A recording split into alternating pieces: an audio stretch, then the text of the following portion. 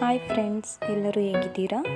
ಇವತ್ತು ನಾನು 1 kg black current cake ಮಾಡ್ತಾಯಿದ್ದೀನಿ. ನಾನು ಇದನ್ನು full step by step layers ಎಲ್ಲ ತೋರಿಸ್ತಾ ಇದ್ದೀನಿ, ಯಾವ ಥರ ಸ್ಟೆಪ್ ಬೈ ಸ್ಟೆಪ್ ಮಾಡೋದು.